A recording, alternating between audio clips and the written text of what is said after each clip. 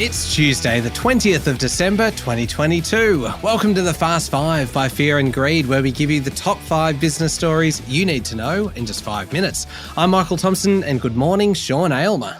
Good morning, Michael. Sean, 5 stories in 5 minutes. Let's jump into story number 1, a very big story in politics, really. Relations between Beijing and Canberra have improved markedly, with Foreign Affairs Minister Penny Wong today heading for an official visit to China, the first ministerial visit in 3 years. Yeah, it's a long way from the previous government complaining that no one in China would answer phone calls from Canberra. Senator Wong will visit Beijing to mark the 50th anniversary of diplomatic ties between Australia and the People's Republic of China, suggesting the freeze has somewhat thawed. The visit raises hopes that China may soon end its trade strike against $20 billion of exports and released 2 detained Australian journalists. Now, Senator Wong is seeing her opposite number in Beijing, so clearly they're taking this seriously. The last time an Australian foreign minister visited China was in November 2018. That's a long time ago. Is it realistic to think China might back down on some of those sanctions? Well, it is, but everything takes a long, long time. Remember, Beijing was furious at the Morrison government because it called for an international inquiry into the origins of the coronavirus that triggered punitive tariffs and de facto bans on products like coal, seafood, wine, meat, timber, barley. Chinese officials and state media then regularly denounced Australia. There was no high-level contact. Since the election of the Albanese government, the relationship has undoubtedly improved. This is another very big step forward. Yeah, sure is. On to story number 2, and the Star Entertainment's share price tumbled 18% yesterday after the New South Wales government announced changes to taxes on poker machines. That's right. Over the weekend, New South Wales Treasurer Matt Keane said poker machine taxes would be raised to match those in Victoria and in pubs and clubs in New South Wales. At the moment, the Star's pokies pay less tax. This equalisation of tax rates is estimated to cost Star about $120 million a year. Now, the changes will apply from the middle of next year. It will also hit Crown's Sydney Casino. Of course, that's now privately owned.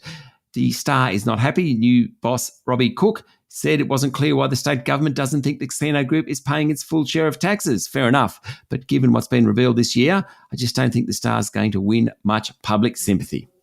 All right, on to story number 3. And David Jones, Sean, is one of Australia's oldest retailers, 184 years old. Quite incredible. And it's now got new owners, Sydney-based private equity group Anchorage Capital Partners.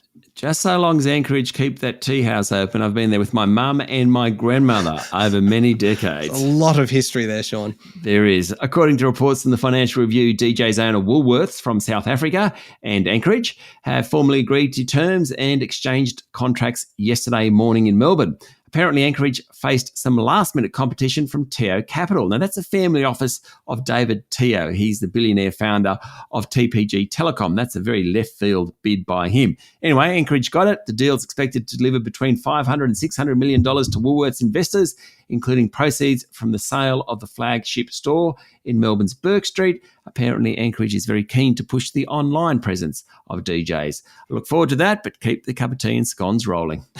Well said. Story number 4, Sean, bit of a property update for us. Auction clearance rates over the weekend fell to their lowest level since early July. Yes, the final big weekend of auctions really fell flat. The combined Capital's auction clearance rate for the week ended Sunday was just 55.8% from around 2,300 auctions. That's a big drop from a few weeks ago. In fact, not that long ago, it was closer to 63, 64%. Higher interest rates and the rising cost of living is obviously hitting the market. Both Melbourne and Sydney's clearance rates came in at 58%, notwithstanding there were 1,700 fewer auctions in the cities during the last week. Brisbane's clearance rate was a pretty awful 34%. Now, that city normally comes in lowest, but not that low. Best as usual was Adelaide at 65%. That was off what it normally comes in at. Canberra was at 51% and Perth was just 39%. All right, final story. Story number 5. And if you're a bit of a nervous flyer, you might just want to block your ears for the next, say, 30 seconds or so. Not if you're driving, though. I wouldn't recommend that. Severe turbulence, Sean, hit a Hawaiian Airlines flight from Phoenix to Honolulu on Sunday, seriously injuring 11 people in what an official called an isolated and unusual event. Let's hope so. The full flight had 278 passengers and 10 crew.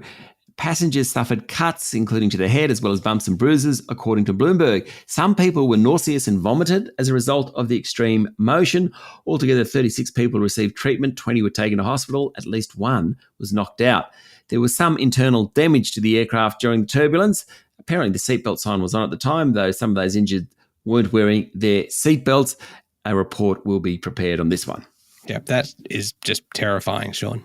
I agree totally. Terrifying. All right, that seems like a pretty scary place to leave it. The top 5 business stories in 5 minutes. Thank you, Sean. Thank you, Michael. It's Tuesday, the 20th of December, 2022. Remember to hit follow on the podcast. And if 5 minutes isn't enough, you can find our longer daily show called Fear and Greed, wherever you listen to podcasts. We've also got a bunch of interviews today. We're talking all about investing in ETFs. I'm Michael Thompson, and that was the Fast 5 by Fear and Greed. Have a great day.